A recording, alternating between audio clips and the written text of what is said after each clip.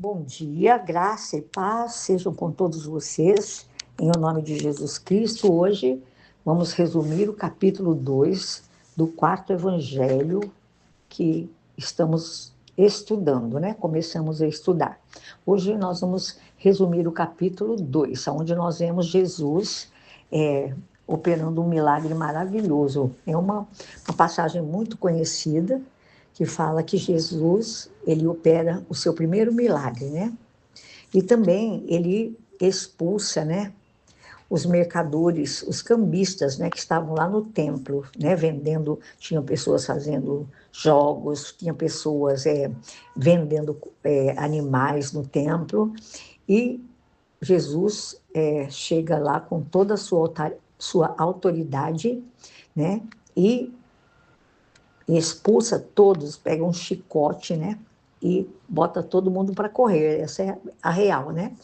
E quando os líderes judeus chegam e veem Jesus fazendo isso, eles desafiam a autoridade de Jesus, né? E Jesus responde para eles que ele restaurará o templo destruído, que seria o seu corpo, em 3 dias. Aí você vai se lembrar da morte de Jesus, que no terceiro dia ele ressuscitou. Quando ele fala lá no templo que ele restauraria o templo, era o seu corpo, né? Ele estava falando, já estava fazendo uma predição, né? Sobre o seu templo, o seu corpo. Então, nós vamos ver aqui o primeiro milagre de Jesus, né? Vamos resumir bem rapidinho. Jesus e os seus discípulos, eles haviam, e a sua mãe também, né? Haviam sido convidados para um casamento lá em Caná da Galileia. E aconteceu algo assim lá, surreal. O vinho acabou, né? E a mãe de Jesus, preocupada com o dono da festa lá, os noivos, ela fala para Jesus, ela apresenta o problema para Jesus, né? Aí Jesus fala para ela assim, mulher, ainda não chegou a minha hora, né? Mas a mãe de Jesus instruiu os servos que estavam servindo ali naquele casamento para que eles fizessem o que Jesus lhes ordenaria.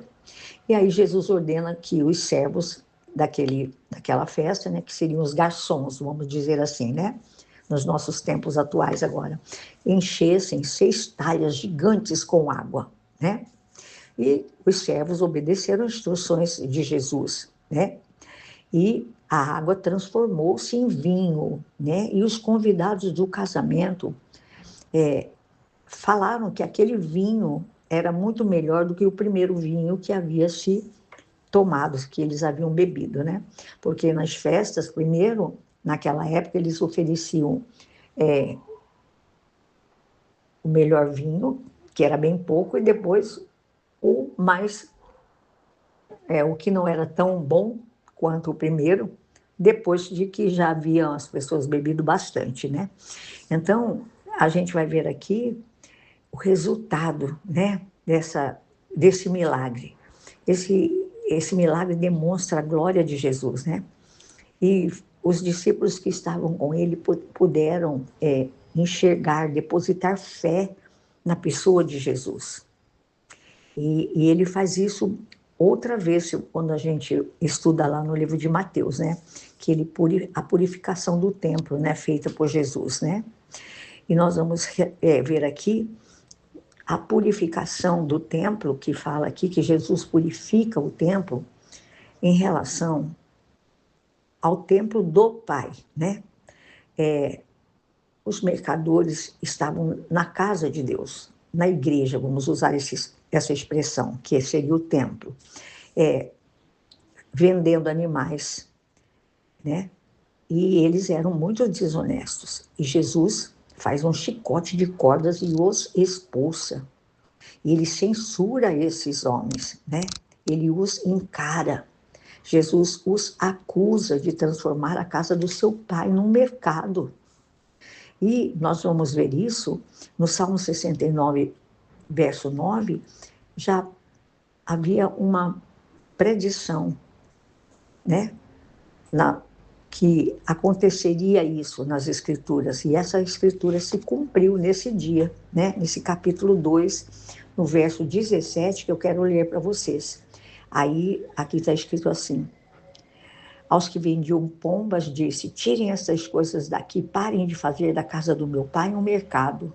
Aí os seus discípulos, que é o verso 17, lembram-se de que está escrito no Salmo 69, que eu disse a vocês: o zelo pela tua casa me consumirá. Então, nós vemos uma profecia se cumprindo aqui neste dia, quando Jesus bota todo aquele povo para correr lá do templo, né? Ele os expulsa. E aí nós vamos ver também Jesus falando sobre o seu templo,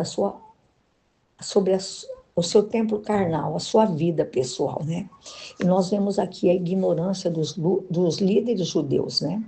Eles insistem para que Jesus opere um milagre para validar a sua autoridade que vinha de Deus, né?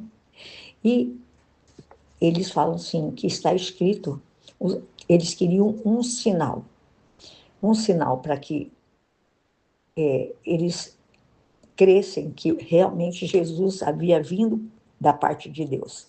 Aí Jesus diz para eles assim, no verso 19 do capítulo 2, que eu também vou ler. Eles falam assim, Jesus diz a eles assim, eu vou ler o 18 para dar melhor entendimento. Então os judeus lhe perguntaram: que sinal milagroso o Senhor pode mostrar-nos como prova da sua autoridade para fazer tudo isso? Jesus lhes respondeu: destruam este templo e eu o levantarei em 3 dias. Aí nós vamos ver Jesus já fazendo uma predição, né, sobre o seu templo carnal, sua vida pessoal, seu corpo físico, né? E que realmente aconteceu. Nós sabemos que após a morte dele, como ele havia dito, 3 dias no sepulcro, no terceiro dia ele ressuscitou, né? Então,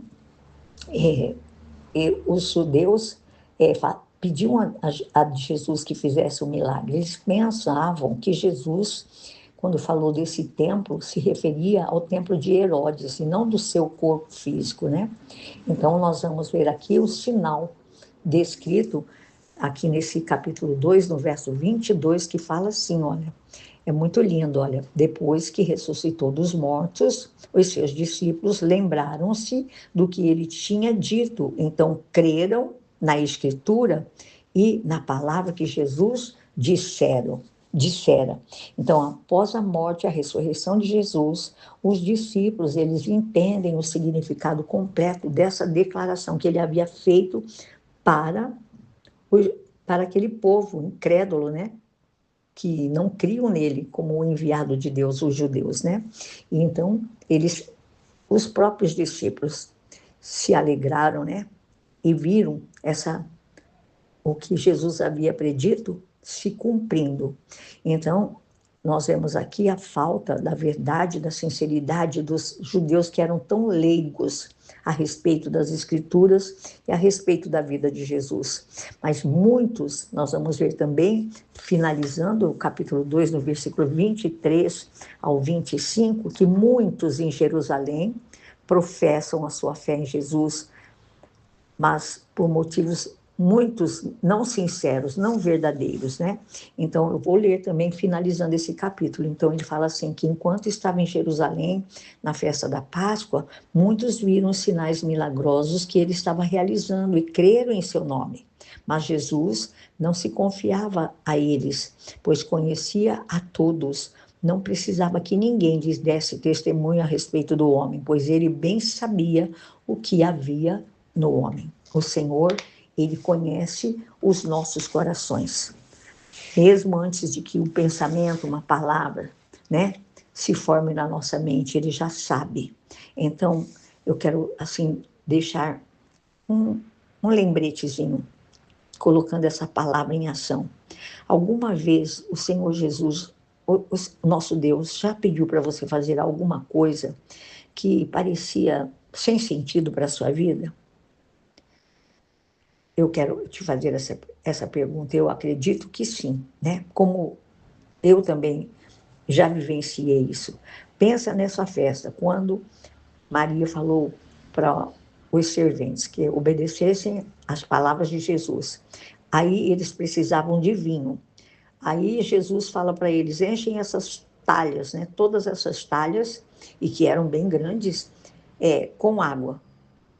eu acredito que na cabeça desses serventes lá, no caso, né, dos que estavam lá servindo no casamento, eles disseram, mas nós precisamos de vinho, ele manda a gente encher as talhas de água, mas eles obedeceram, porque Maria havia dito para eles, obedeçam aquilo que ele lhes disser. E mesmo, quero dizer para você e para mim, mesmo quando você e eu não entendemos por que Deus está nos pedindo para fazer determinadas coisas, dê ouvido ao conselho de Jesus, como aqueles serventes, né? E deram ouvido ao conselho de Maria e fizeram aquilo que Deus, o próprio Jesus, havia ordenado que eles fizessem. E aquela água tornou-se o melhor vinho. Eu quero dizer para você que quando eu e você obedecemos a palavra de Deus,